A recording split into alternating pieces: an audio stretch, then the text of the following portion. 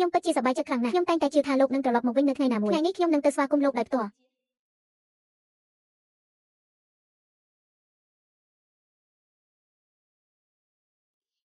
តារាប់ណាលោកត្រឡប់មកវិញវាប្រកាសជានឹងអង្រួនពិភពលោកម្ដងទៀត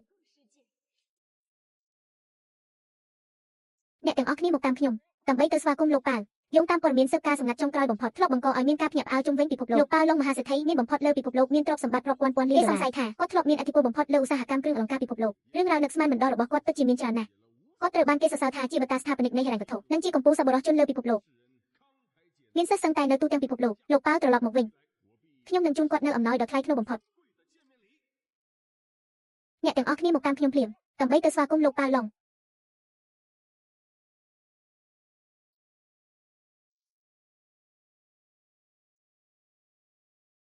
មិត្តរួមក្រុមទាំងអស់សូមស្ដាប់បញ្ជារបស់ខ្ញុំចៅហ្វាយគឺវិលត្រឡប់មកកាន់តំណែងរបស់គាត់វិញមកជាមួយខ្ញុំដើម្បីទៅស្វាគមន៍គាត់យូរហើយដែលខ្ញុំមិនបានឃើញចៅហ្វាយអ្នកធ្លាប់បានបង្កើតកងទ័ពមួយហើយខ្ញុំបានដឹកនាំកម្ពុជាសេនានោះដើម្បីធ្វើឲ្យប្រទេសមានភាពស្ងប់ស្ងាត់អ្នកបានលះបង់កម្លាំងកាយចិត្តរបស់អ្នកចំពោះការស្រាវជ្រាវវិទ្យាសាស្ត្រនិងរបបកំហែងថ្មី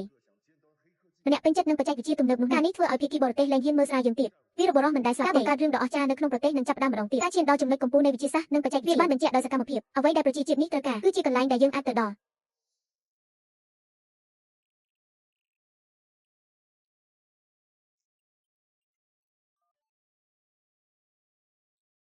តើអ្នកនិយាយថាម៉េចប្រញាប់ឡើងទៅធនាគារបេងហេភ្លាម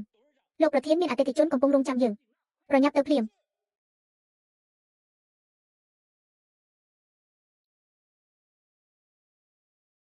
សៀវប៉ាវ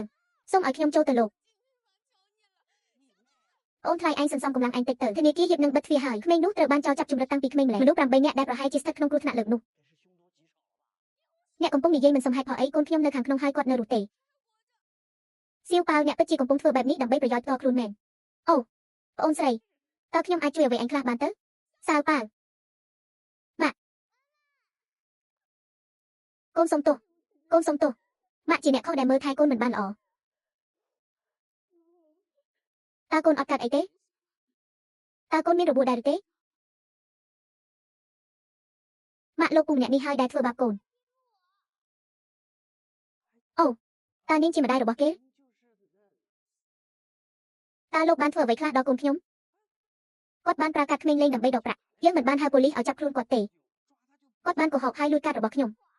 វាគឺរដ្ឋបិទសេរីភាពផ្ទាល់ខ្លួនរបស់ខ្ញុំផងដែរតើហេតុអ្វីមនុស្សចាស់ធ្វើបាបកូនក្មេងដូច្នេះ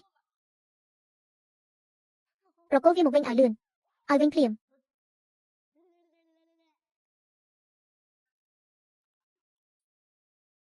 អីយ៉ា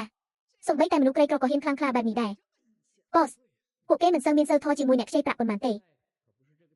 មើលទៅដូចជារឿងនេះនៅតែមកពាក់ព័ន្ធជាមួយសាច់ញាតិដ៏ក្រអឺតក្រទុំរបស់ខ្ញុំទៀតអ្នកខ្ចីប្រាក់ក្រីក្រអេអាក្មេងកំហុចយើងគ្រាន់និយាយប្រាប់គេថាកាត់ធនាគារនេះមិនមែនជារបស់អញទេរួចជាការស្រេចមកទីនេះភ្លាមចាប់ពួកគេឲ្យខ្ញុំតើខ្ញុំត្រូវចំណាយពេលយូរប៉ុណ្ណាទៀតទើបទៅដល់ទីនោះខ្ញុំមិនអាចរកឃើញបងប្រុសឡុងទេបងប្រុសឡុងសូមរងចាំខ្ញុំបន្តិចហេតុអ្វីបានជាលោកចាប់ខ្ញុំមិនស្គាល់ពួកគេទេពួកឯងនឹងស្ដាយក្រោយមិនខានបើពួកឯងហ៊ានប៉ះម្ដាយរបស់យើងពួកឯងនឹងមិនអាចទ្រាំទ្រនៅការតបស្នងវិញបានទេហាមិនអីទេឯងកំពុងគំរាមកំហែងខ្ញុំនឹងប៉ះនាងតើឯងអាចធ្វើអ្វីខ្លះដាក់យើងបាន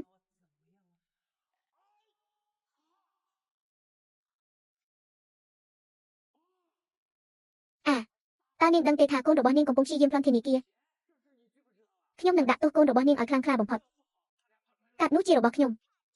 ហេតុអីឯងនៅតែហ៊ាននិយាយវាទៀតកាត់មានលុយ2 trillion ដុល្លារតើវាជារបស់ឯងយ៉ាងម៉េចកើតថាម៉េច2 trillion ដុល្លារមើលអ្នកទាំងពីរទៅក៏ខ្លាំងណាស់ខ្ញុំសង្ស័យថាអ្នកគ្មានប្រាក់សន្សំចំនួន 20,000 យន់នឹងទៀតផងសៀវប៉ាវតើកូនមានច្រឡំដែរទេតើម៉ាក់ធ្លាប់បង្រៀនកូនដែរទេទោះបីជាយើងក្រីក្រក៏ដោយយើងមិនអាចកុហកបានទេយើងនឹងមិនលួចឬប្លន់ឡើយឬមិនអាចយករបស់អ្នកអតីបានទេអូវាខ្វក់ណាស់សៀវប៉ាវឯងត្រូវចាំរឿងនេះមនុស្សម្នាក់អាចរស់នៅជីវិតក្រីក្រយ៉ាងណាក៏ដោយមនុស្សម្នាក់មិនគួរមានស្មារតីនិងហិច្ឆតាខ្សោយឡើយសន្យាជាមួយម៉ាក់កូនត្រូវក្លាយជាសមាជិកដ៏មានប្រយោជន៍ម្នាក់របស់សង្គមនាពេលអនាគតកូនត្រូវតែខំរៀនណាស់យកទេ